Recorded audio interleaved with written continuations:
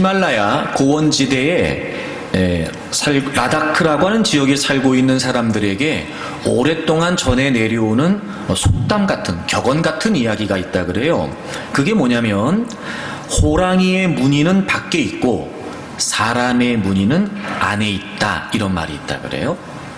그러니까 이 사람들이 참 지혜로웠다라고 느껴지는 게요, 호랑이에 이렇게 겉에 무늬가 있는 걸 보면서 이 사람들 안에도 무늬가 있다고 생각한 거예요. 호랑이의 무늬는 밖에 있고 사람의 무늬는 안에 있다. 우리나라에서도 이런 의견을 제시한 분이 있더라고요. 이어령 박사라고 하는 분이 이걸 뭐라고 표현했냐면 결이라고 표현했어요. 그러니까 사람마다 고유한 무늬가 있다. 그걸 결이라는 단어로 표현했더라고요. 보통 명사 뒤에 붙어서 특수한 의미를 띠게 된다 그래요. 살에 결이 붙으면 살결이 되는 거예요. 마음에 결이 붙으면 마음결이 되는 거죠. 삶에 결이 붙으면 삶의 결이 되는 거예요. 이렇게 마음과 생각에 존재하는 일정한 흐름 혹은 일관된 질서와 특성, 이 고유한 결이 사람마다 다 있다는 거예요. 그래서 이 결이 있어야 한결같은 삶을 유지할 수 있어요. 결이 있어야 한결같은 삶을 유지할 수 있다는 거예요. 여러분, 여러분의 결은 어떠십니까? 여러분, 여러분의 결은 어떤 모양일까요? 저는 이런 마음이 들었어요. 우리의 존재의 결이 주님의 삶이면 좋겠다. 주님의 삶이면 이런 거죠. 주님의 성품, 그게 우리의 결이 되는 거예요. 주님의 언어, 주님의 행실, 또 주님의 사랑, 또 주님의 온유함, 따뜻함, 이런 게 우리의 삶의 결이 되는 거예요. 무엇보다 주님이 죽기까지 복종하셨던 순종, 이런 게 우리의 삶의 결이 되는 거예요. 여러분, 우리의 삶의 결이 주님의 삶이었으면 좋겠어요. 유다에서 29년을 통치했던 히스기야에게 그의 통치 14년째 되는 해에 두 가지 큰 위기가 닥치게 됩니다. 첫째는 그가 병에 들어서 죽을 형편에 놓이게 된 거였고, 두 번째는 아수르의 공격을 받아 나라가 점령당할 처지가 된 겁니다. 이 두 가지 위기 모두 히스기야가 감당할 수 있는 것은 아니었습니다. 그때 그는 하나님께 기도했고 하나님께서는 그의 기도를 들어주셨습니다. 그래서 그 유대 나라를 아수르의 공격으로부터 구원해 주셨고, 히스기야의 병을 고쳐주심으로 15년의 생명을 연장해 주셨어요. 그리고 그 하나님의 응답을 히스기야에게 확신시켜 주시기 위해서 해의 그림자가 10도나 뒤로 물러가게 됩니다. 도무지 믿기지 않는 기적이 히스기야에게 일어났습니다. 죽음의 문턱에서 다시 얻은 15년, 누구에게나 주어지는 것이 아닌 남다른 은혜였습니다. 나라도 빼앗겨 왕위를 박탈당할 상황이었고, 병에 들어 자신이 죽음으로 인생을 정리해야 되는 상황이었는데, 하나님께서는 그에게 놀랄 만한 은혜를 베풀어 주신 겁니다. 여러분, 적어도 그렇다면 그 이후의 히스기야는 어떤 인생을 살았어야 했을까요?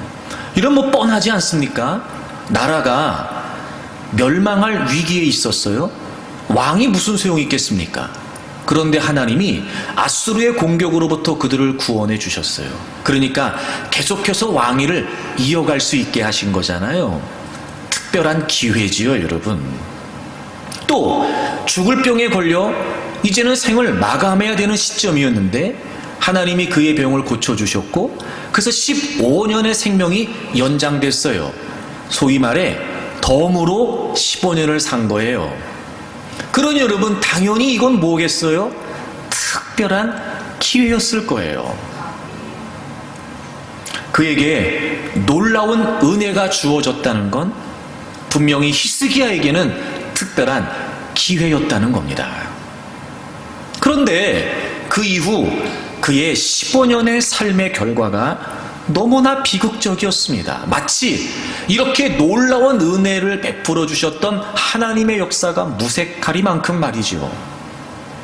그 결과가 오늘 우리가 함께 읽은 본문의 내용에 기록되어 있어요.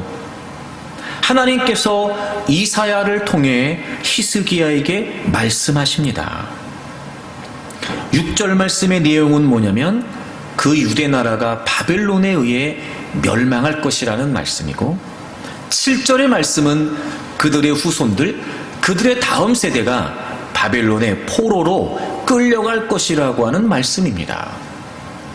여러분, 한마디로 정리하면 15년이나 그의 생명이 연장됐고 계속해서 왕으로 통치할 수 있는 하나님이 베푸시는 놀라운 은혜 가운데 얻은 이 특별한 기회의 결과가 결국 하나님의 심판의 메시지로, 심판의 경고로 끝나게 됐다는 거예요. 차라리 15년이 더 연장되지 않았더라면, 차라리 15년을 더 살지 않았더라면 이런 비극적인 결과를 겪지 않아도 되는 건 아니었을까? 어찌 보면 나라가 위기로부터 건짐을 받아 자신이 계속해서 왕위를 이어갈 수 있었고, 생명이 연장되어 더 15년을 살아갈 수 있다는 건 얼마나 큰 은혜며 기회라고 여겨졌을까?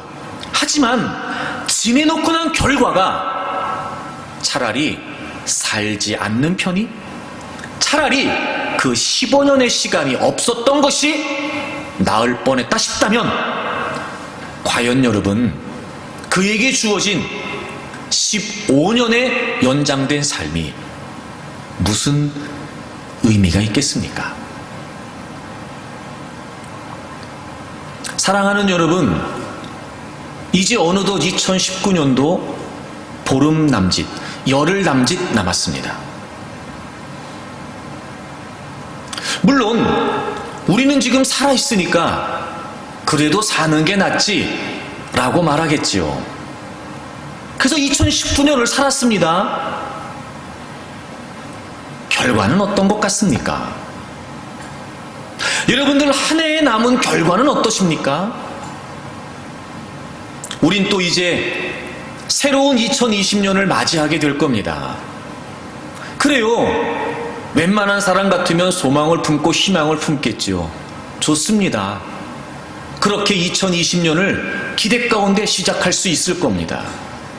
하지만 여러분, 적어도 그 2020년이라고 하는 시간이 마지막 정상에 섰을 때 아름다운 결과로 남아야, 야, 그래도 2020년 살만했어, 살길 잘했어, 이런 얘기가 되는 거지. 만약에 여러분 2020년 정상에 섰을 때 정말 참혹한 결과를 우리에게 안겨다 준다면, 과연 2020년을 산다고 한들 그게 여러분 우리의 삶에 무슨 의미가 되겠습니까? 어찌 보면 여러분, 우리는 히스기야의 이런 모습이, 야, 15년을 그렇게밖에 못 살아 라고 생각될지 모르지만, 오늘을 살아가고 있는 우리에게는 이 히스기야가 과연 어떤 질문을 던지는 것 같습니까? 그럭저럭 또 한 해를 마무리하고 또 늘 그랬던 것처럼 한 해를 시작하여 또 살아가는 나날이 과연 여러분 우리에게 무슨 유익이 있겠냔 말이에요. 그래서 여러분, 이제 우리가 2012년에 2주를 남겨놓고 있는데 이 히스기야의 말씀을 통해 우리가 살아왔던 한 해를 좀 돌아보고 앞으로 살아가야 될 한 해를 좀 기대했으면 좋겠습니다. 여러분 그거 아십니까? 히스기야에게만 15년이라고 하는 의미가 특별한 것이 아니었고요. 오늘 하루하루를 살아가는 우리의 모든 나날은 생명의 주인 되신 하나님께서 우리의 생명을 연장시켜 주신 것이니 역시 우리 또한 특별한 은혜 속에, 남다른 은혜 속에 특별한 기회를 부여받은 것을 말입니다. 그러므로 어제도 하나님이 우리에게 주신 기회였다는 사실이고 오늘도 하나님이 우리에게 주신 기회인 겁니다. 내일 역시 하나님이 우리의 생명을 연장하신다면 우리를 데려가지 않으신 하나님께서 우리에게 기대하는 바가 있으시기에 역시 내일도 우리에게는 기회란 말이에요. 사랑하는 여러분, 우리에게 주어진 모든 나날들을 하나님께서 허락하신 특별한 기회로 여기며 살기를 바랍니다. 그리고 여러분에게 주어진 그 기회를 결코 히스기야처럼 놓치는 어리석은 일이 없기를 바랍니다. 그렇다면 여러분, 왜 히스기야가 남다른 은혜 가운데 베푸신 특별한 기회를 놓칠 수밖에 없었던 걸까? 히스기야의 말씀을 교훈 삼아 그럼 우리는 또 어떻게 하루하루를 살아야 하나님이 주신 기회를 붙잡고 정말 우리에게 하루를, 한순간을, 생명을 허락하신 하나님을 기쁘시게 하는 삶을 살아갈 수 있을까? 오늘 말씀을 교훈 삼아 한번 나눠보려고 합니다. 먼저 여러분, 왜 히스기야는 이렇게 주어진 특별한 하나님의 기회를 놓치게 됐던 걸까요? 동일한 내용을 기록하고 있는 성경을 좀 찾아보려고 합니다. 역대하 32장입니다. 역대하 32장 24절. 그때 히스기야가 병들어 죽게 되었으므로 여호와께 기도하매 여호와께서 그에게 대답하시고 또 이적을 보이셨어요. 25절을 보시면요. 그런데 히스기야가 마음이 교만하여 그 받은 은혜를 보답하지 않았대요. 그래서 진노가 그와 유다와 예루살렘에 내리게 되었다는 거예요. 여러분, 우리가 함께 읽은 이사야서 39장의 말씀이잖아요.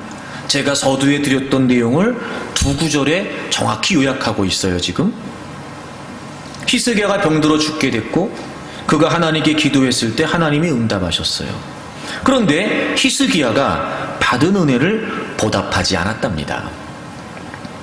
여러분, 나라가 망할 위기에 처해 있었어요.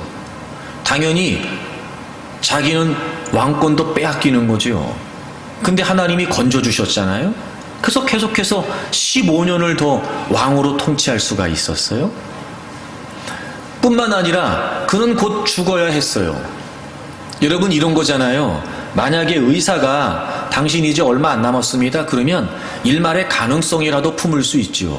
하지만 그게 아니라는 거 아시죠? 하나님께서 직접 사형 선고를 내리셨어요. 이사야 선지자를 통해서 히스기야에게 말씀하셨다고요. 너 이제 죽어. 그러니까 정리해. 그 말은 무슨 말이에요? 희망이 있다는 거예요? 없다는 거예요? 없다는 거예요. 하나님이, 생명의 주관자 되신 하나님께서 너 이제 곧 죽을 거야 라고 말씀하셨다는 건 그냥 죽는 거예요. 그러니까 아무런 가능성도 없잖아요. 그런데 하나님이 그의 생명을 15년을 연장해 주셨어요. 놀라운 하나님의 은혜지요, 여러분. 근데 여러분, 너무 어이없지 않아요? 받은 은혜를 뭐 어떻게 했대요? 보답하지 않았대요. 여러분, 어떻게 이럴 수 있을까요? 하루하루를 살면서 내가 덤으로 살아. 내가 벌써 죽었어야 되는 인생인데 하나님이 살려주셨어. 여러분, 그 왕좌에 맨날 앉을 때마다 말입니다. 요즘 말로 말하면 그 사무실에 출근할 때마다 나라가 다 망했으면 내가 어떻게 여기 있을 수가 있겠어. 하나님이 그때 건져주셨지. 우리 같으면, 우리 같이 착한 사람들은 이런 마음으로 살지 않겠어요? 근데 히스기야가요, 은혜를 보답하지 않았대요. 이해가 안 되잖아요. 근데 성경이 그 이유를 뭐라고 말하고 있냐면 히스기야가 어땠대요? 마음이 교만했대요. 이게 문제였어요. 마음이 교만했대요. 자, 여러분 이 대목에서 히스기야의 마음이 교만했다는 게 무슨 의미일까요? 병을 고쳤어요? 아수르의 공격을 물리쳤어요? 근데 이 상황에서 히스기야가 마음이 교만했대요. 이게 무슨 말일까요? 이런 거 아닐까요? 내가 받을 거 받은 거예요. 내가 누릴 거 누리는 거예요. 내가 얻을 거 지금 얻고 있는 거예요. 마음이 교만했다는 건 그 모든 일을 하나님이 행하셨다는 걸 잃어버렸다는 거예요. 그리고 이런 거예요. 당연하지, 당연하지. 아니 그거 뭐 마땅한 거 아니야? 그 정도는 내가 받을 수 있지. 아니 하나님이 나한테 그 정도는 해주셔야 되는 거 아니야? 내가 하나님께 한 게 있는데. 이런 마음. 그러니까 도무지 마음이 교만하여 은혜에 보답하지 않았다는 건 하나님께서 베푸신 모든 나날에서 그 모든 것을 하나님이 주셨다는 걸 지금 놓치고 있는 거예요. 그리고 마치 자신이 얻을 걸 얻고 누릴 걸 누리고 쓸 걸 쓰는 것처럼 자신의 노력과 자신의 수고와 그리고 자신의 재능으로 자신의 힘으로 마치 인생을 살고 있는 양, 하나님을 인정하지 않은 거예요. 마음이 교만한 거예요.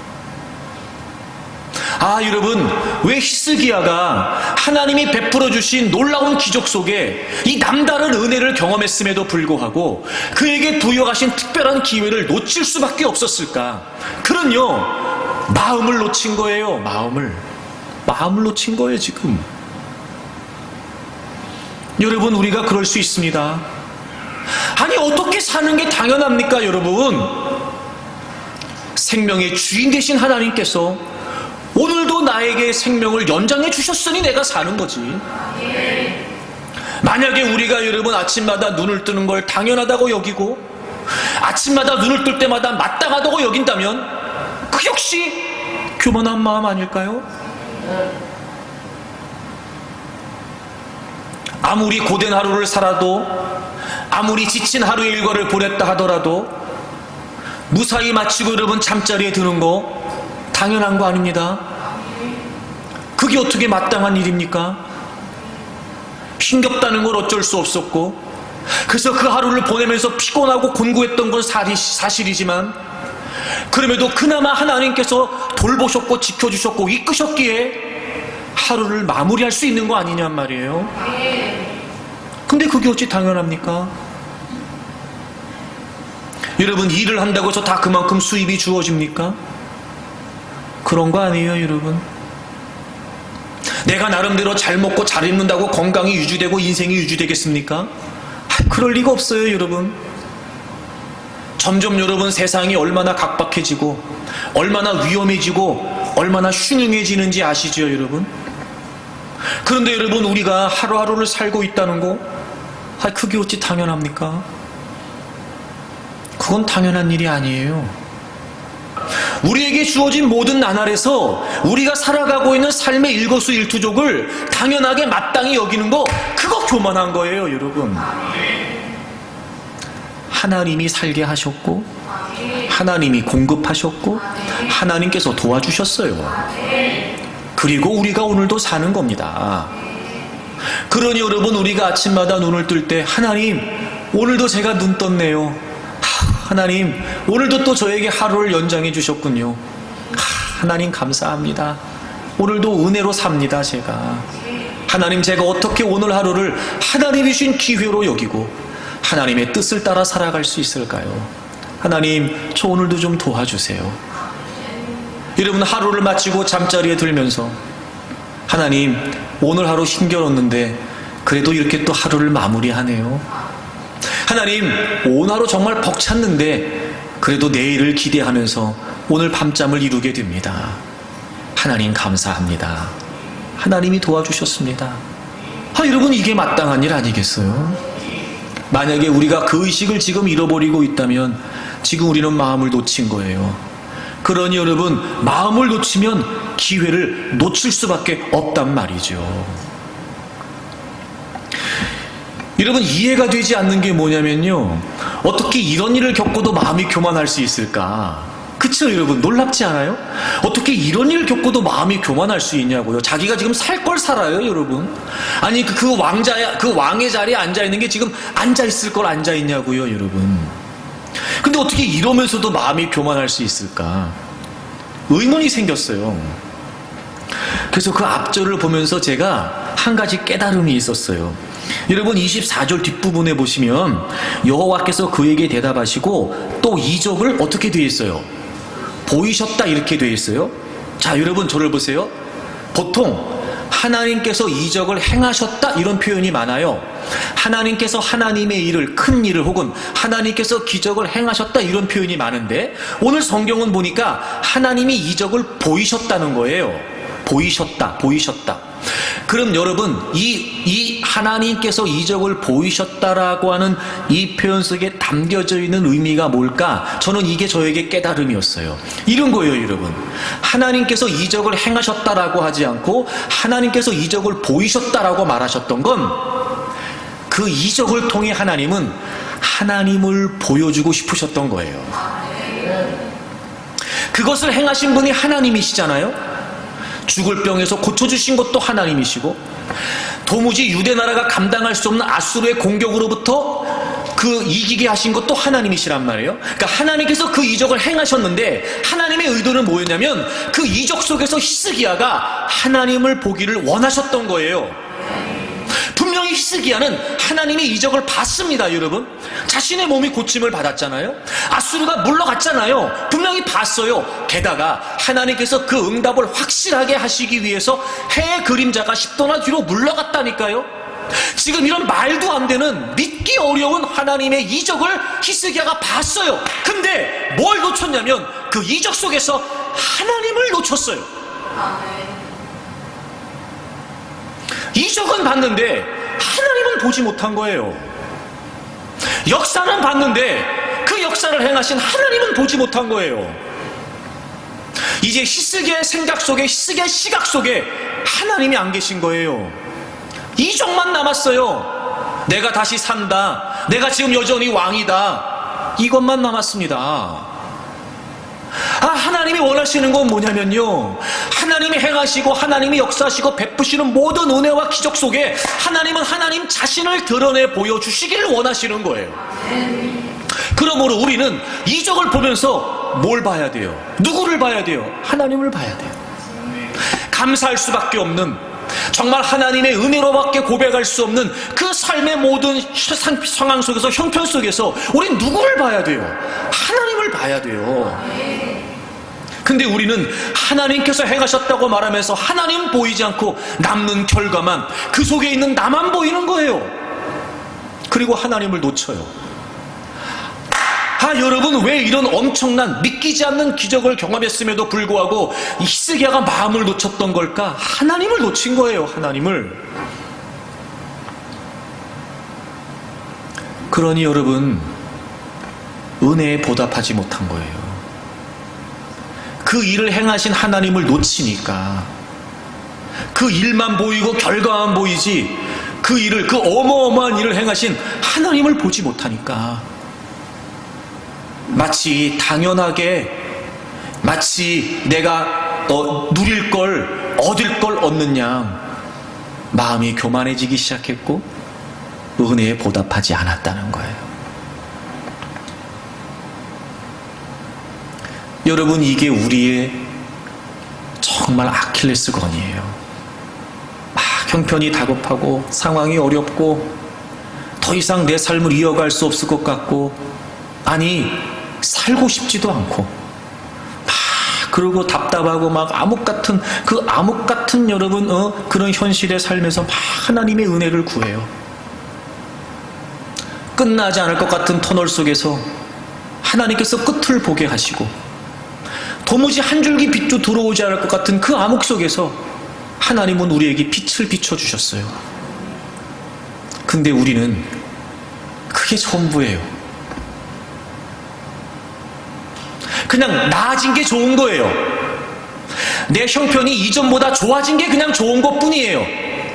때로는 내가 힘들어하고 내가 좀 불편했던 상황이 개선된 거, 그게 다예요. 그냥 우리는. 하나님은 그런 상황 속에서 우리가 하나님을 간절히 원했으니, 그래 나 여기 있어 라고 하나님의 존재를 우리에게 깨우쳐 주시기 위해 우리 눈에 보이지 않는 하나님을, 하나님께서는 우리가 원했던, 우리가 기대하며 기도했던 그 응답을 통해서 우리의 삶의 다양한 많은 상황 속에서 그래 나 여기 있어 라고 하나님은 자신을 보여주시는데, 우리는 정작 하나님을 보지 못하는 거예요.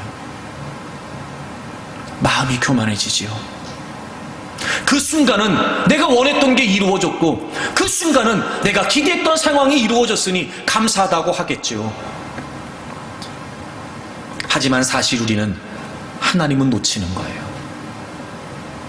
마치 여러분 새 집에 들어갔던 그 새로운 기분이 일주일 한 달도 못 가는 것처럼, 새 옷을 입었을 때 여러분 그 마음과 기분이 며칠 못 가는 것처럼, 벗으면 그만인 것처럼, 하나님은 하나님 자신을 보여주시기를 원하시는데 우리는 하나님에게는 관심이 없고 하나님은 보지 못한 채 그냥 그 결과가 좋은 거예요. 하나님은 히스기야에게 이적을 통해 하나님 자신을 보이시기를 원했어요. 누가 봐도 하나님이 하신 거 아니에요, 여러분?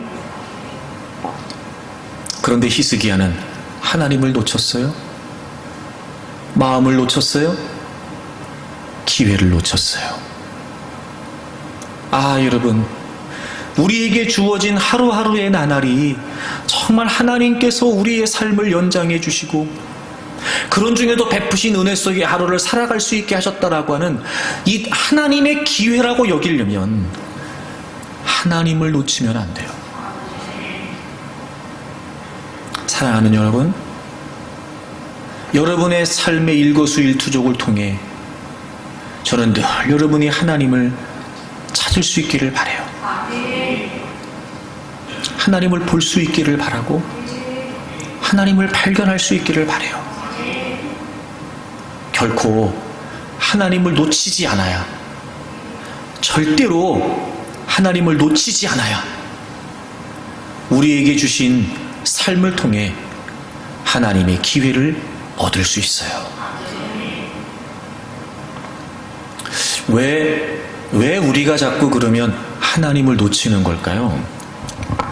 왜 하나님은 하나님 자신을 보여주셨는데, 자신을 보여주시기를 원하시는데 왜 우리는 자꾸 하나님을 놓치는 걸까요? 가장 근본적인 신앙의 가장 근본적인 원인이 저는 여기에 있다고 생각해요. 요한일서 4장을 찾으세요. 요한일서 4장을 다 찾으세요. 신약성경 392페이지입니다. 요한일서 4장 8절, 사랑하지 아니하는 자는 하나님을 알지 못하나니, 그 다음 보세요. 이는 하나님은 사랑이심이라 이렇게 되어 있어요. 그러니까 하나님은 사랑하신다 이렇게 되어 있지 않고 하나님은 사랑이시다 이렇게 되어 있어요. 그렇죠? 그러니까 하나님은 곧 뭐라는 거예요? 사랑이에요. 그렇죠? 하나님은 곧 사랑이세요. 그러니까 이런 표현이에요. 자, 그리고 9절 보세요. 하나님의 사랑이, 하나님은 곧 사랑이신데 그 하나님의 사랑이 어떻게 나타났냐면요, 하나님이 자기의 독생자를 세상에 보내심은 그로 말미암아 우리를 살리려 하심이라. 여기서 독생자가 누구시겠어요? 예수님이시죠. 그래서 예수님을 통해 우리를 살리려 하신다는 거예요. 10절, 사랑은 여기 있으니. 제가 여러분 얘기했어요. 이 말은 이런 말이에요. This is love. 이게 사랑이라는 거예요. 이것이 사랑이다. 그래서 뭐라고 얘기해요? 우리가 하나님을 사랑한 것이 아니요 하나님이 우리를 사랑하사 우리 죄를 속하기 위하여 화목제물로 그 아들을 보내셨어요. 여러분, 8절 맨 마지막에 하나님은 사랑이시래요. 그리고 하나님의 사랑에 관해 9절에서 예수님을 우리를 위해 보내주셨다는 거예요. 10절에 사랑이 이거래요. 역시 동일하게 반복하잖아요. 하나님이 우리를 사랑하셔서 예수님을 화목제물로 보내셨다는 거예요. 여러분, 저를 보세요. 자, 하나님은 사랑이세요. 하나님은 사랑이세요. 근데 그 사랑이 뭐였어요? 예수 그리스도를 우리를 위해 보내주신 거예요. 그럼 바꿔서 사랑이신 하나님께서 예수 그리스도를 이 땅에 보내주신 이유가 뭐예요? 하나님을 보여주신 거예요. 사랑이 이거래요. 하나님이 사랑을 이렇게 나타내셨대요. 근데 그 사랑이 누구시라고요? 하나님이시라고요. 그럼 사랑이 나타났다는 건 누가 나타났다는 거예요? 하나님이 나타나신 거예요. 그럼 하나님이 그 사랑을 우리에게 보여주셨다는 건 누구를 보여주신 거예요? 하나님 보여주신 거예요. 예수 그리스도의 십자가를 통해서 우리의 모든 죄를 짊어지시고 그분이 화목제물로 대속제물로 십자가를 지시게 됐던 거, 우리를 사랑하셔서 이 땅에 오신 그 예수 그리스도, 하나님이 예수님을 우리에게 보내주셨다는 건 하나님을 보여주신 거예요. 그죠? 여러분, 우리가 왜 하나님을 놓치는지 아세요? 복음을 놓쳐서 그래요. 십자가를 놓쳐서 그래요. 예수 그리스도가 불분명해서 그래요. 그러니까 점점 모든 삶의 현장에서 하나님이 희미해지기 시작해요. 구속이 분명하지 않으니까, 예수 그리스도의 십자가를 확실히 보지 않으니까 우리의 삶에 벌어지고 모든 은혜로운 역사들이 당장은 감정에 의해 하나님이 하셨습니다, 하나님 감사합니다 라고 말할지 모르지만, 여러분, 우리는 결감한 마음을 쓸 뿐 그 일을 베푸신 하나님은 정작 보지 못하는 거예요. 근본적으로 하나님이 하나님 자신을 보여주신 게 뭐였어요? 예수 그리스도의 십자가였어요. 그래서 제가 여러분에게 강조하는 거예요. 날마다 십자가, 날마다 예수 그리스도예요. 여러분, 이거 놓치면은요, 우리는 하나님 볼 수 없어요. 소용이 없어요. 소용이 없어요. 그동안 우리가 겪은 은혜가 없습니까? 하나님 우리의 삶 속에 행하신 능력이 없나요?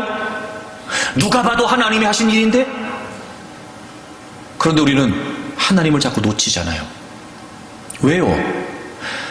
근본적으로 하나님이 하나님 자신을 우리에게 보여주신 사건은 바로 예수 그리스도의 십자가예요. 근데 우리 십자가를 주목하지 않습니다. 그 예수 그리스도를 주목하지 않습니다. 복음이 변질됩니다. 당연히 믿음도 변질되죠. 우리의 삶도 왜곡돼 버립니다. 점점 하나님께서 베푸신 은혜 속에 내게 여러 가지 많은 조건이 주어지고 상황이 주어지고, 때로는 여러분 남다른 위치와 남다른 조건과 남다른 소유가 우리에게 주어져요. 그런데 하나님을 놓치니까 그 모든 것들이 나를 위한 것일 뿐 주님을 위한 기회로 여기지 않는단 말이에요. 톡 까놓고 얘기해 볼까요, 여러분? 지난날보다 여러분, 오늘 살고 있는 여러분에게 분명히 나아진 조건들이 있을 텐데,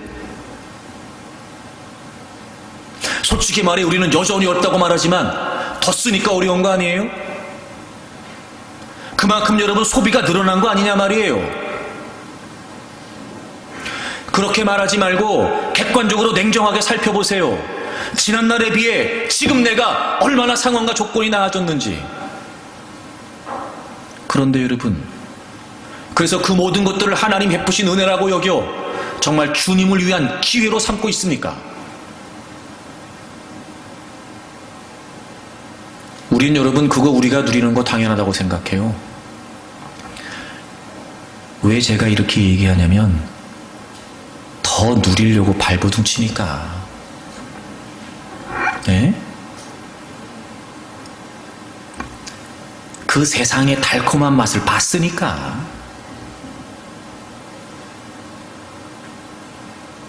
주님의 은혜라고요? 주님은 안 보이는데? 주님의 역사였다고요? 그 이후에 우리의 삶에 주님의 모습이 없는데? 적어도 여러분, 이전에 힘겹고 어려울 때보다, 더 열악했을 때보다, 더 없었을 때보다, 그리고 더 신앙이 연약했을 때보다, 적어도 그만큼 하나님의 은혜 속에 시간이 흘러 나의 상황과 조건이 나아졌고 그만큼 믿음도 자랐다면, 더더욱 그 모든 상황들을 통해 주님을 위한 기회로, 하나님이 내게 특별한 은혜를 주셨고 남다른 은혜를 주셨으니 이건 정말 하나님이 저에게 주신 기회입니다. 하나님, 제가 어떻게 주님을 위해 일할까요? 주님, 제게 원하시는 게 뭐지요? 이전보다 저희가 더 주의를 할 수 있을 것 같은데 하나님, 제가 뭘 하면 될까요? 이렇게 우리가 주님을 위한 기회로 여기냐고요. 만약에 그렇지 않고 여러분, 하나님을 놓쳐버린 채 마음이 교만하여 적당히 하루하루를 마땅히 사는 것처럼 하루하루를 산다면, 여러분, 우리에게 주어진 유익이 뭐냐 말이에요. 우리가 히스기 같은 큰 기적을 경험하지 않았을지 모르지만 우리의 삶에 하나님의 역사가 적지 않은데요? 근데 우리는 오늘 어떻게 살고 있냐고요. 그런 걸 보면 우린 지금 하나님을 놓치면서 지금까지 하나님이 우리에게 수도 없이 주셨을 하나님의 기회를 놓치고 사는 거예요.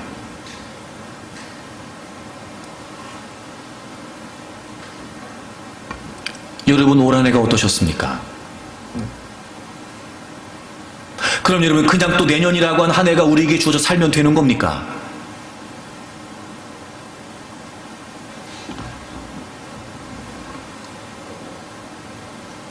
워낙 연말 연시고 성탄절이라 분위기가 들떠가지고요, 좀 이렇게 가라앉을 필요도 있어요, 여러분.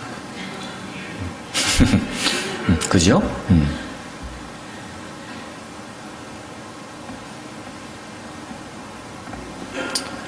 그래서 여러분, 예수님께서 요한복음 14장에 빌립이 예수님, 우리에게 하나님 아버지를 좀 보여주세요 그랬더니 예수님 뭐라고 말씀해요? 야, 너네가 지금까지 나를 봤으면서 왜 하나님을 보자 그래? 나를 본 것이 하나님을 본 것이다 라고 얘기하셨어요. 그래서 여러분, 이 시대의 원수마귀가 노리는 가장 주요한 노림수가 뭐냐면 이 복음을 다 가려버리는 거예요.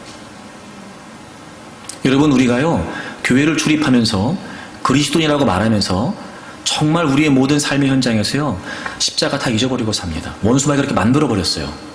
이런 거예요. 예수 그리스도의 십자가, 이 구속, 이 복음보다요 더 화려하고 더 그럴싸하고 가짜지만 멋지게 포장되어 있는 것들이 끊임없이 우리를 유혹해요. 그리고 그게 복음인 줄 알아요. 그게 은혜인 줄 알아요. 거기 하나님이 계신 줄 알아요. 천만에요, 여러분.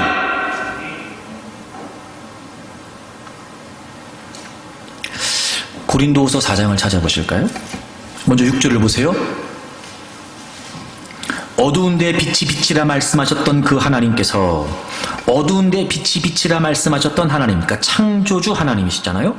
그 하나님께서 예수 그리스도의 얼굴에 있는 하나님의 영광을 아는 빛을 우리 마음에 비추셨어요. 자, 하나님께서, 창조주 하나님께서 예수 그리스도의 얼굴에 있는 하나님의 영광을 아는 빛을 우리 마음에 비추셨어요. 자, 여러분, 그러면 하나님의 영광을 아는 빛이 어디에 있어요? 예수 그리스도의 얼굴에 있어요. 그죠? 하나님의 영광을 아는 빛을 하나님이 예수 그리스도의 얼굴에 두셨어요. 그리고 그것을 볼 수 있도록 하나님께서 우리 마음에 비춰주셨다고요. 그런데 4절 보세요. 그 중에 이 세상의 신이 믿지 아니하는 자들의 마음을 혼미하게 하여 그리스도의 영광의 복음의 광채가 어떻게 한대요? 비치지 못하게 한대요. 왜냐하면 그리스도는 하나님의 형상이시거든요. 여러분, 4절과 6절의 내용이 동일하죠. 하나님의 영광을 아는 빛이 예수 그리스도의 얼굴에 있어요. 여러분, 예수 그리스도는 하나님의 형상이세요. 그래서 우리는 예수 그리스도를 통해서 하나님을 분명히 알 수 있죠. 근데 원수마귀가 어떻게 한대요? 그 복음의 영광의 광채를 뭐 한대요? 가린대요. 그러면 하나님을 아는 빛이 가려지는 거예요. 당연히 하나님을 놓치겠죠. 하나님이 보이지 않아요. 여러분, 어떤 관심으로 사십니까? 여러분, 어떤 열심으로 사십니까? 여러분은 무엇을 보고 달려가십니까? 여러분은 무엇을 향하고 가십니까? 그것이 정말 예수 그리스도의 십자가가 분명합니까? 여러분의 시선이 예수 그리스도의 십자가를 향하고 있는 게 맞습니까? 그래서 하나님이 확실합니까? 왜 우리가 하나님을 놓치는지 알겠죠?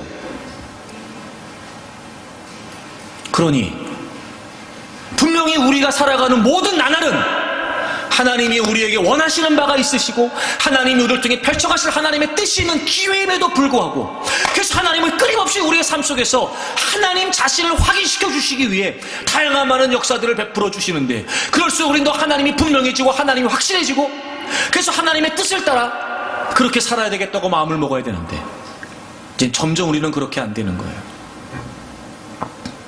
그냥 뭐든지 우리는 내가 제일 중요해요. 심지어 하나님도 나의 목적을 위한 수단이세요.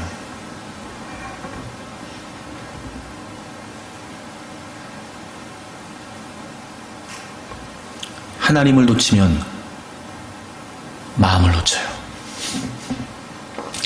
마음이 교만해지는 건 하나님을 놓치기 때문이에요. 그래서 하나님은 겸손한 자에게 은혜를 베푸시는 거예요. 이제 3일 후면 성탄절이에요. 여러분, 예수 그리스도께서 왜 오셨는지 아시죠? 그런데 그분이 어떻게 오셨는지 아세요? 빌립보서 2장을 찾아보세요. 빌립보서 2장 6절에 보세요. 그는 근본 하나님의 본체시나. 좀 전에 고린도후서에서도 예수님이 하나님의 형상이라고 그랬잖아요. 이 본체라고 하는 말은 본성 혹은 본질이라고 하는 말이에요. 그러니까 예수님은 단순히 하나님의 속성을 가진 정도가 아니고요. 예수님이 곧 하나님이신 거예요. 하나님과 동등됨을 취할 것으로 여기지 아니하시고, 그러니까 예수님이 곧 하나님 자신이심에도 불구하고 하나님과 동등되게 여기지 않으시고, 7절, 오히려 자기를 비워 종의 형체를 가지시고 사람과 같이 되셨어요. 종의 형체를 가지시고 사람의 모양으로 나타나셔서 자기를 낮추시고 죽기까지 복종하셔서 십자가에 죽으셨어요. 여러분, 예수님이 우리를 사랑하셔서 오셨어요? 우리를 위해 오셨죠. 어떻게 오셨어요? 종으로 오셨어요. 하나님이신 예수님이 사람의 몸으로 오셨다고요. 그래서 어떻게 하셨지요? 죽기까지 복종하셨어요. 이렇게까지 겸손한 마음으로 주님이 오신 거예요. 그래서 여러분, 우리 모두에게 성경이 권면하기를, 우리 5절을 다 같이 읽겠습니다. 빌립보서 2장 5절을 다 같이 읽습니다. 시작. 너희 안에 이 마음을 품으라. 곧 그리스도 예수의 마음이니. 아멘. 그래서 우리에게도 이 마음을 품으래요. 보세요. 예수 그리스도께서 이 땅에 오셨다는 건 하나님의 기회였어요. 근데 그분이 하나님의 기회를 이루기 위해서는 죽기까지 복종하셔야 했고 사람의 몸으로 낮아지셔야 했어요. 근데 예수님은 겸손하셨어요. 교만하지 않으셨죠. 비록 그런 처지가 되셨어야 했으나 예수님에게 하나님과 하나님의 뜻은 늘 분명하셨어요. 그래서 그분이 이 땅에 오신 거예요.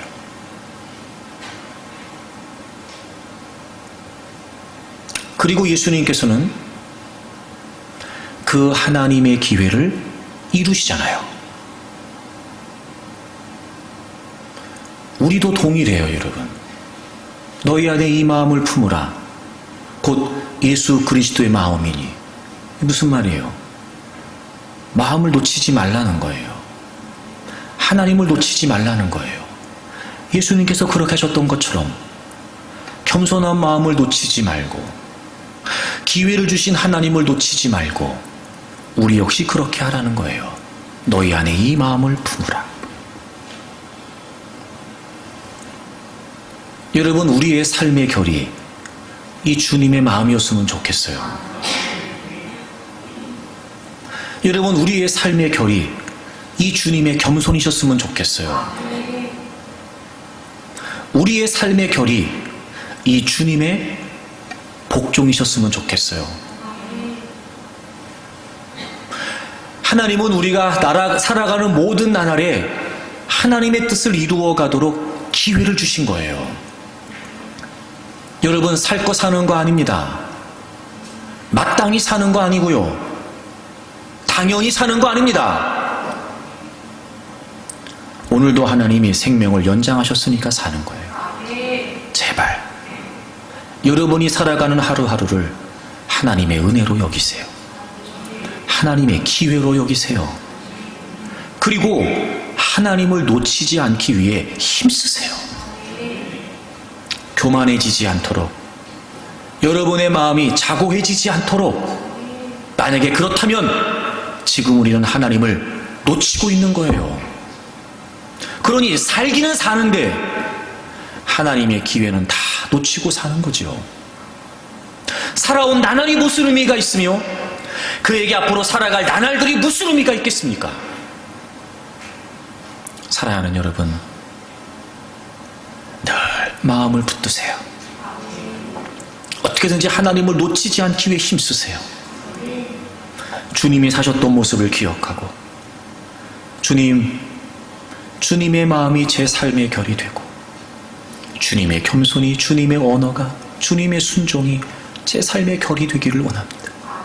늘 한결같이 주님이 사셨던 모습을 쫓아 우리 역시 한결같이, 즉 주님의 모든 것이 우리의 삶의 결이 되어 한결같이 그렇게 저희들이 살겠습니다. 예수님께서 하나님이 허락하신 기회를 이루셨던 것처럼 주님, 우리에게 주신 삶의 기회를 우리도 붙들고 살아가겠습니다.